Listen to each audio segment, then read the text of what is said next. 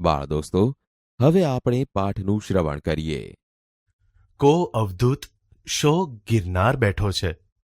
તેની જટા જેમ પ્રદેશના પશ્ચિમી જંગલોને લોકોએ નામ આપ્યું છે ગીર. સદીઓ જૂના આ પ્રદેશમાં વસતી માલધારી કોમના અત્યારે 129 જેટલા નેસડા છે. હંમેશને માટે તેમને કાળના મુખમાં રહેવાનું, છતાં પણ જાણ્યો કે અજાણ્યો ડર ન મળે. સાવજના ઘૂઘવાટાને દીપડાની લુચ્ચાઈ સાથે તેમણે આજીવન જજુમવું પડે છે. ક્યારે શું બને તે કહેવું મુશ્કેલ ગણાય. આવા બહાદુર માલધારીઓના જીવનની અનેક વાતો છે. કરમના દાદિયા નામનો 7 ઝૂંપડાનો એક નેસ્ટ. આયર અને કાઠી કોમના માલધારીઓ કુટુંબની જેમ રહે છે. પ્રાગળ ફૂટે માલધારીઓ બેહું એટલે કે ભેંસો અને બીજા માલ એટલે કે ઢોરને લઈ ચરાવવાને ઉપડી જાય છે. સ્ત્રી વર્ગ ઘેર રહે.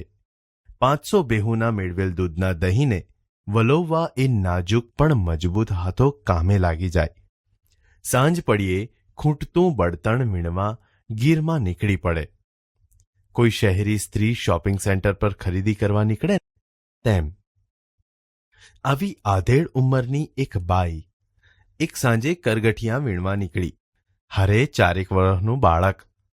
માતા તો સૂકા લાકડા વીણતી વીણતી આગળ નીકળી ગઈ. પેલું બાળક ધીમું ધીમું ફૂલડા ચૂંટતું માની પાછળ પાછળ જતું હતું. એટલામાં તેની નજર સામેની ભેખડના પથ્થર પર પડી. ત્યાં કંઈક ગલુડિયા જેવું ઊં કરતું હલતું હતું. બાળકને રસ પડી ગયો. તે પાછળની બાજુથી ભેખડ પર ચડી પેલા માંસના લોચા જેવા નવજાત શિશુને જોવા લાગ્યું. બચ્ચું તેના નાના પગ વડે ભેખડ ઉતરવા કોશિશ કરતું હતું, પરંતુ ઉતરાતું નહીં. તેથી વિચિત્ર અવાજ કરતું હતું. બંને એકબીજા સામું આંખ પરોવી જોઈ રહ્યા. ક્ષણમાં દોસ્તી બંધાઈ ગઈ. પેલા માલધારીના બાળકે તેને વહાલપૂર્વક ગોદમાં તેડી લીધું. પોતાના નવા દોસ્તને વહાલથી હાથ ફેરવતો નેસ ભણી જવા લાગ્યો. નવા દોસ્ત સાથે ભોળો શિશુ કાલી બોલીમાં વાત કરતો હતો, પરંતુ ત્યાં જ પાછળ ડણક સંભળાણી. માલધારી સ્ત્રી ચોંકી ઉઠી. તેને પોતાની સાથે આવેલ બાળકનું ઓસાણ આવ્યું. તેનો જીવ અડધો થઈ ગયો. કરગઠિયાને પડતા મૂકી એણે દોટ મૂકી. પોતાના હૃદય ટુકડાને રેડો મૂકવા બદલ મનોમન પસ્તાવો કરતી હાંફળી ફાંફળી દોડી. પરંતુ કાંટ વટાવી જ્યાં ભેખડ પાસે આવી ત્યાં તો એણે સામેનું દ્રશ્ય જોયું. તે જોઈને તેને આંખે ચક્કર આવી ગયા. ધરતી ગોળ ગોળ ફરતી લાગી. પોતાનું અસ્તિત્વ ભૂલાતું લાગ્યું.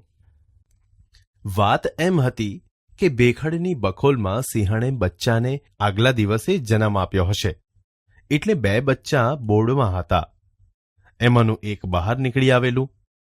સિંહણ મારણની તપાસમાં નજીક ગયેલી તેની પાછળ પાછળ. પરંતુ માનવ બાળની ગંધે સિંહણ તુરત જ પોતાની બોર્ડ તરફ પોતાના વહાલસોયાના રક્ષણ માટે દોડી આવેલી. જ્યારે પોતાના શિશુને પેલો બાળક ઉઠાવી જતો જોયો એટલે તેણે દૂરથી જ ત્રાડ નાખી હતી. આ બાજુ પેલા માલધારી શિશુની માતા તેના બાળકના રક્ષણ માટે દોડી હતી. વચ્ચે 2 ભૂલકાં, એક પશુ દેહધારી, એક માનવ દેહધારી. કુદરતની કેવી બલિહારી! માલધારી સ્ત્રીએ દૂર રહીએ રહીએ પોતાના બાળકને બગલમાં રહેલ સિંહ બાળને છોડી દેવા બૂમ પાડી. છોડી દે બેટા, છોડી દે. પણ બાળક હાથ આવેલું આવું અદ્ભુત રમકડું કેમ કરી છોડે? માનો જીવ તાળવે ચોંટ્યો. પાછળ ગુરકાટ કરતી સિંહણ સાવ નજીક આવી ગઈ હતી. કોણ જાણે ક્ષણમાં શું બનશે? માનવ સ્ત્રીએ પોતાના બચ્ચાને પટાવતા છેલ્લી વિનંતી કરતા જાણે કે ચીસ પાડી. છોડી મૂક બેટા, મૂકી દે. સિંહણ પણ બાળકની ફક્ત 7 ફૂટ દૂર પાછળ પાછળ ચાલી આવતી ગુરકાટ કરતી હતી. તેની આંખોમાં અજબ પરિવર્તન આવી રહ્યું હતું. માલધારી બાળકે સિંહ શિશુને પડતું મેલ્યું. દોડીને માની ગોદમાં ભરાઈ ગયું. આ બાજુ પેલું સિંહ શિશુ પણ દોડતું માની ગોદમાં ચાલ્યું ગયું.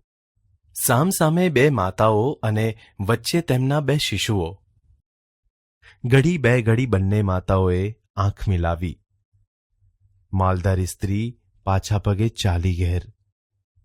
તેને પોતાના નેસમાં રહેઠાણમાં જવું હતું, જ્યારે સિંહણને તેના જંગલમાં પોતાની બોર્ડમાં જવું હતું. બંને માતાઓ પોતાના શિશુને લઈ ચાલી ગઈ.